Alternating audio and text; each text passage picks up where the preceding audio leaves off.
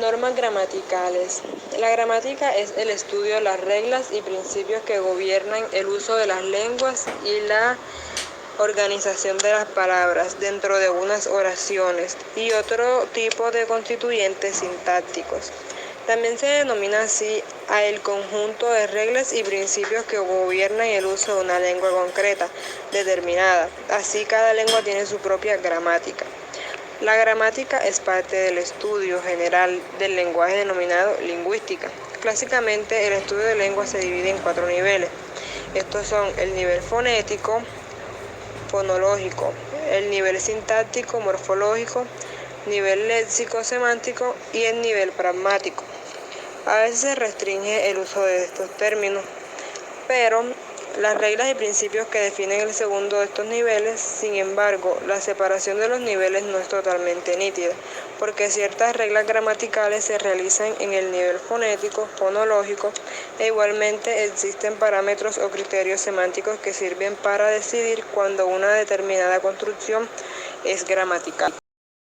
La gramática es muy importante, ya que esta nos ayuda a mejorar el uso de la lengua, principalmente en la parte escrita como lo es la ortografía, el conocimiento de la estructura de las oraciones, a los componentes y las palabras y las oraciones. Historia de la gramática. Quienes iniciaron el estudio de la gramática fueron los griegos, que lo hicieron desde una perspectiva filosófica y describieron la estructura de la lengua. Sócrates y Aristóteles fueron los primeros en hablar en algunos apartados de sus diálogos al lenguaje y a la gramática. Los romanos tradujeron los términos gramaticales tanto de las partes de la oración como de las categorías gramaticales. Muchas denominaciones han llegado a nuestros días, por ejemplo, nominativo, singular, neutro, aunque los romanos y los griegos no tuvieron en cuenta la noción de cómo se relacionaban las lenguas. La primera gramática que se conoce es la Panini, en el sánscrito, una lengua de la India. En ella se mostraba cómo se formaban las palabras y qué parte de las mismas eran las que llevaba el significado. Los trabajos de Panini y de otros estudios indios sirvieron para interpretar los libros sagrados de los hindúes que se escribieron en sánscrito. En la Edad Media introdujeron en Occidente todo el saber de los filósofos griegos olvidados hasta que ellos llegaron. Realizaron la traducción de las obras de la antigüedad a su lengua y en función de su expansión geográfica estuvieron en contacto con otras lenguas desde la cuenca mediterránea hasta Persia en el extremo oriental. Los judíos completaron el inventario léxico del hebreo, conocido como el lexicón, término de origen griego, y asimismo llevaron a cabo lo que hoy se denominaría primer estudio filosófico del Antiguo Testamento. La gramática tradicional consiste básicamente en la clasificación y la relación. Mediante su uso, todas las palabras de un determinado lenguaje quedan categorizadas. Pueden ser verbos, sustantivos, adjetivos, adverbios, pronombres, determinantes o conjunciones. Y no pueden ser más que ninguna otra cosa. A su vez, a cada uno de estos grupos se divide en un grupo más pequeño y más específico.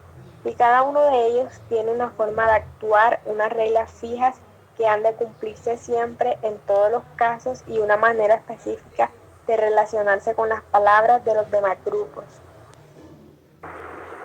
Dado su amplio objeto de estudio, la gramática tradicional ha dado origen a dos disciplinas propias que se basan en sus preceptos. Una es la sintaxis, que estudia las relaciones entre los elementos de una oración. El paradigma más conocido y aceptado de la sintaxis es que las oraciones cuentan con un sujeto y un predicado que concuerdan en género y número. Aunque en la mayoría de los casos es cierto, la gramática generativa ya ha encontrado problemas a este axioma y ha provocado importantes cambios en su forma de verlo. La otra disciplina es la morfología, que estudia las variaciones que pueden sufrir las palabras, es decir, los casos en los sustantivos y las conjugaciones de los verbos. De lo anterior, dicho por mi compañera, también hay otros tipos de normas gramaticales, como lo es la generativa, que es un enfoque formal para el estudio sintáctico de las lenguas que pueden, en algunos sentidos, generar las expresiones bien construidas de alguna lengua natural. Una gramática generativa proporciona un contexto de reglas o principios que predicen correctamente las combinaciones que aparecen en oraciones gramaticales correctas para una determinada lengua. Por otro lado, están también las prescriptivas y las normativas. Este tipo de gramática está basada usualmente en el dialecto de prestigio de una comunidad hablante y desconseja a menudo ciertas construcciones que son comunes entre los grupos socioeconómicos bajos y que comienzan a usarse en grupos sociales más altos en función de emular el comportamiento de aquellos. Aunque la gramática prescriptiva aún suele utilizarse en pedagogía y en la enseñanza de lenguas extranjeras, ha perdido peso en la lingüística académica moderna, ya que actualmente se describe solamente un subconjunto del uso de la lengua. De reglas creadas para etiquetar a las construcciones gramaticales como correctas o incorrectas.